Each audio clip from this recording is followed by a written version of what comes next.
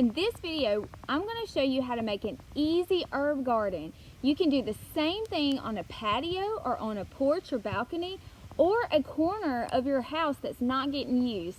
So use small spaces wisely, and I'm also going to show you how to turn it into a wildlife habitat. I'm in my herb garden corner right by the porch, so the front door's up here. It's easy access. And the reason this is my herb garden is because I needed a place to put them, and I had this small space. I wasn't really sure what I wanted to do with it, and I had all these extra kind of things that I could plant in. And the reason I put my herbs in these individual planter boxes is because herbs have a tendency to just really spread out, and if I can keep them in their containers, then I don't have to worry about them getting off into places where I don't want them to go. And this is a awesome tool for a job like this is because the soil is good. I just need to amend it a little bit, and it's easy for me to stand up and just twist. So this is a pretty good investment if you are doing things in raised beds or these container gardenings like this. And so you can just do this. Okay, so now I'm in the top bed of the garden. I don't know if you've noticed, but I really like to stair step lots of things. I think it kind of utilizes the space more. It makes it easier for me to get up here, and it kind of stair steps sizes. So up here, this is actually an old cooler that I just painted to kind of, match the area. But it's great for, it already has a hole in the side where you let the water out. So this makes a great, planter because it can drain because of that spout on the side. And what I'm planting up here is cilantro. I love cilantro. It's great in salsa. So if you have a salsa that has cilantro on it, that's the one I'm going to try. I know a lot of people don't like it. I think that's probably because you're eating it dried out of the, herb packs and stuff, but fresh cilantro is awesome. So that's what I'm planting up here. I'm going to go for some lavender right here. And down at the bottom, I'm not sure yet. So I haven't gotten to that one yet. Okay, so I wanted to talk quickly about these totes. I actually found those at Walmart. It wasn't last year, it was the year before because I looked last year and I missed them somehow. But I got them for like $2 a piece. The bigger one, I may have paid more, like $4 or $5 for. But I grabbed them up and I grabbed as many as I could. Once I got one to the checkout and I realized how much they were, exactly, because they were actually lower than what the tag said, I grabbed them up and then brought them home and I drilled holes in them. You've got to have holes, okay? So if y'all are container potting and container planting, make sure that you have holes drilled into them. And these just took a simple drill bit. So that's all it took to drill holes in these.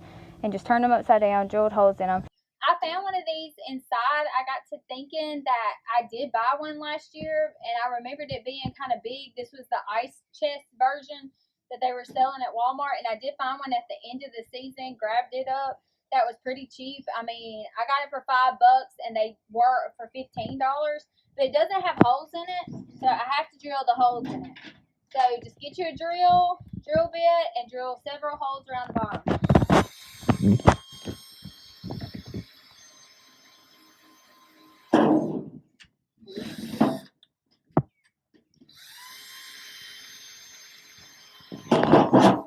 And then underneath, you can see I either use stepping stones or I use rocks. So this one will get a fresh right there. So there's just a rock to allow them to completely drain. And I don't want these sinking into the soil so much that they get stuck and it's really hard to pull them out. So did that. So that's just a tip. This is an old wash pan that I just got from somebody that had it in their yard. And they're like, hey, if you want that, you can have it. And I was like, yes. Okay, so I have weeded this out. I was hoping that another one of these would come up. I'm pretty sure this is called a hummingbird. Now I've already forgotten. Hummingbird basil? Hummingbird balm? I'll look it up and I'll put it at the bottom.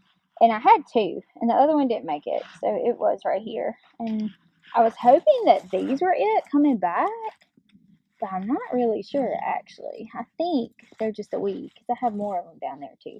So I think it's just a weed in disguise.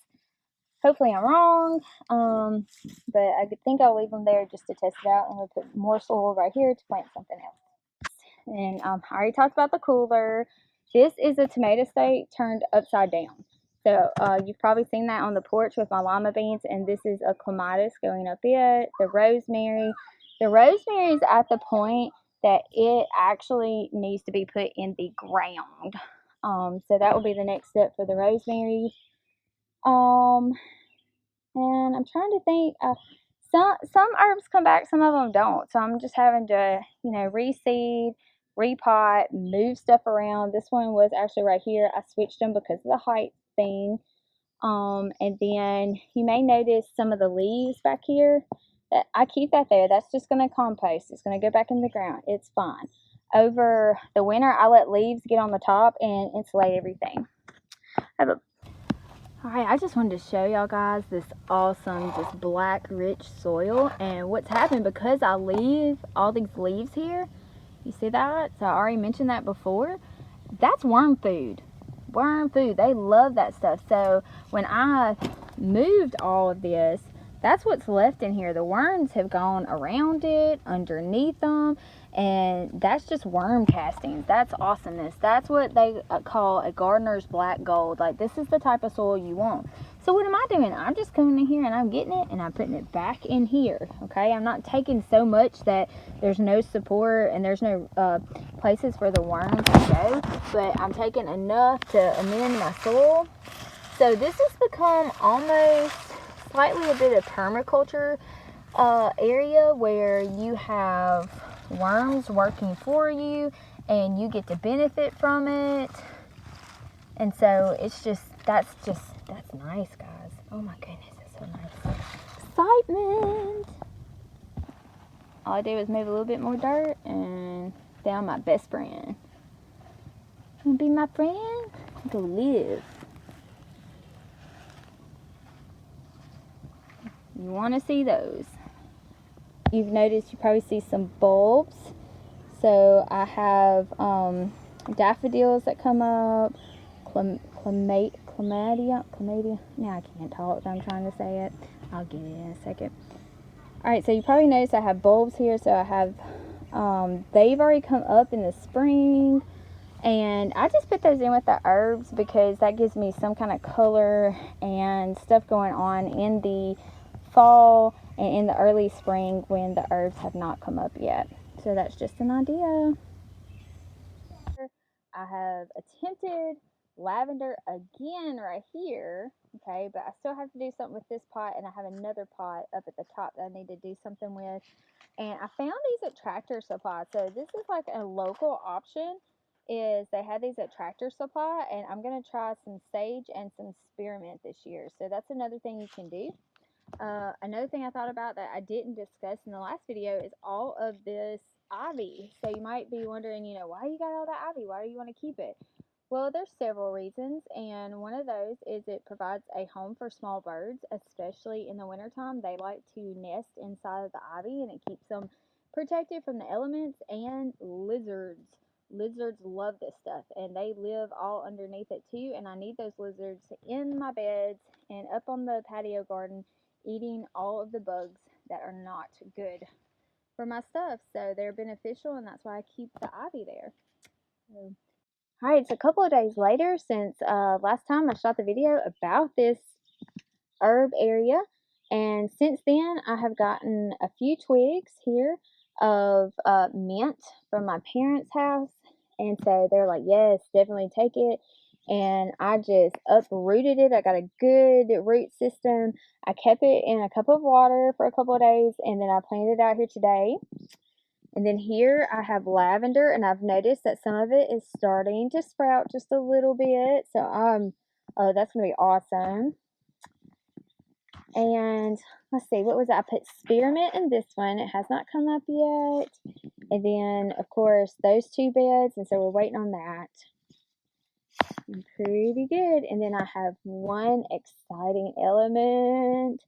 So hold on. So I am super excited about having our property certified as a wildlife habitat. Now, why did I do that? Well, one, I want to support the National Wildlife Federation. And two, this is a conversation starter for when people come over to our place. So I actually have it here in the corner of the porch. So there's the herb garden up there in the door.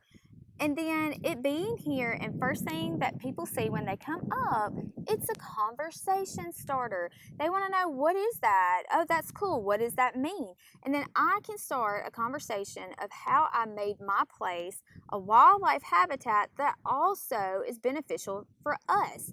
So the wildlife is not taking over just everything where we don't benefit and we don't get anything out of it. They're here to help us, okay? So we want the wildlife to come in. I want insects to be here. I want the birds to be here. And that's mostly what I've focused on is insects and birds for this corner garden. But it can also mean other wildlife. So like that cute little raccoon that's on the sign, if that's something that you would like to feed, there's other ways that you can do that as well. But for this purpose, for this garden, we're going to talk about birds and insects. About what are the requirements to get your yard. So you can also do this for your garden in the front of your yard if you live in a neighborhood, or your backyard can be a wildlife habitat. So as long as you meet these requirements, food, water, cover, places to raise young, and sustainable practices, you can also have your habitat certified. And not only are you helping them out by doing this, you're helping them record data. When you purchase your sign, some of that goes to proceeds to help other programs, local and national, okay? But you're also helping your wildlife. So let's start out with food. Here we have food for the insects.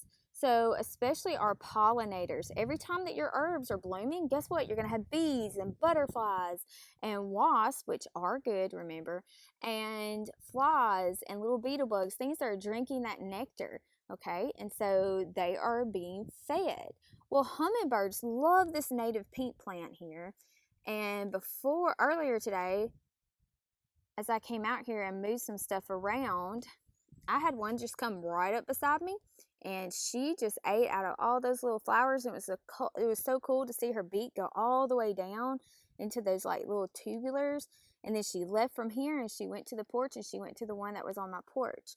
So I'm feeding hummingbirds that are out here.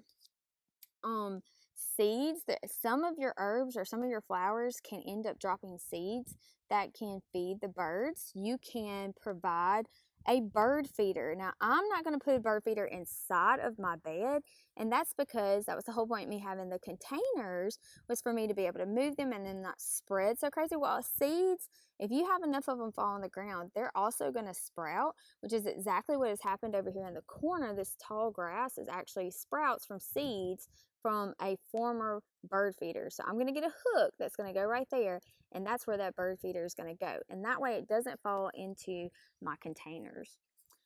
And the birds also, besides food, they need water. So my dad, on his place, he actually took an old frying pan and he screwed it to a post, and the little birds love to take a bath in it. So he made me one, and you just take the handle off and you can screw it to a metal post or a wooden post, and he gave me a little metal support on the back, and I put it inside this tree sculpture, and it sits in it just right. So there's a bird bath, okay, for birds to come and take a bath. And maybe even butterflies. I think it's a little too deep for the butterflies, actually. So I'm just counting on the birds to use that. So there's their water. Cover. We have cover everywhere, especially for insects and for birds and amphibians. So this little house right here can be used for frogs. Small toads can go in there. Lizards can go in there and find shelter. They can also go into the other half of it. So I've reused a pot that was broken. I didn't want to throw it away. It was still useful, as you can see. And it's hollow up at the top and just has that ground cover coming out from underneath it, so they can also hide in there. Lizards love to hide in the ivy that's up here. Okay, so that's cover. Birds also nest in that and use that as cover. The smaller birds, so do insects. And then we also have places to raise young. So we have a birdhouse that we've placed up there. I'm not really sure that, I think the bird's gonna have to get used to it being out here, and there's a lot of traffic that goes through here, so I'm hoping they'll nest in it, and that's kind of an experiment to see if that's gonna work. But it's also a great example to show them of housing. So that's for the birds, and then you can also buy an insect house like this one, and that can be for your leaf cutting bees, for the different insects that love to find those little nooks and crannies. And remember, insects are beneficial. You want them in your garden. So the birds will also eat the insects that you don't need, or if you have too many insects and that kind of thing. I'm not going to put this insect box so close to the birdhouse. I feel like that's a little wrong. But if you want to do that, you can. But it's also going somewhere else, and it's just an example that's here. But you can, put one out. So also in here are all these nooks and crannies, and that we talked about. The worms can get in, lizards can hide everywhere in here, different bugs can hide under stuff and in stuff when you stagger. So you do those 3 layers, like the bottom, the middle, and the top. And then sustainable practices. We're making sure we're not spraying any of this with chemicals that could harm our birds or our bees or our pollinators. We are doing safe management, so we're just making sure that everything is protected and okay. Okay, well, thank you so much for joining me on this video about my herb garden, my little herb corner, and how I've turned it into a certified wildlife habitat. And I hope that you can do the same. If that's something that you're interested in, I'm going to have a whole thing on my blog at the Wildwood Wonder website, or you can visit the National Wildlife Federation and you can type in certified wildlife habitat, and it will give you the steps that you take to certify your place. So thanks for joining me.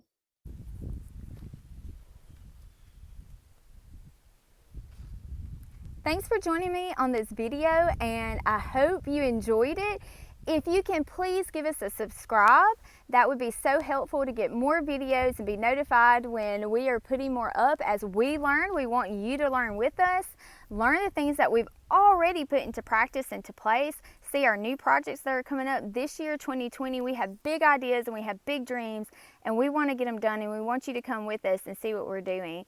And you can also give us a thumbs up, and you can share. So if you want to share it on social media, on Facebook, or just tag somebody and say, hey, that looks like something you would be interested in, please do that for us, because every like, every subscribe gives us more motivation to keep going. You can also visit the Wildwood Wonder website if you would like to purchase anything that's been inspired by our homestead. You can see my original artwork.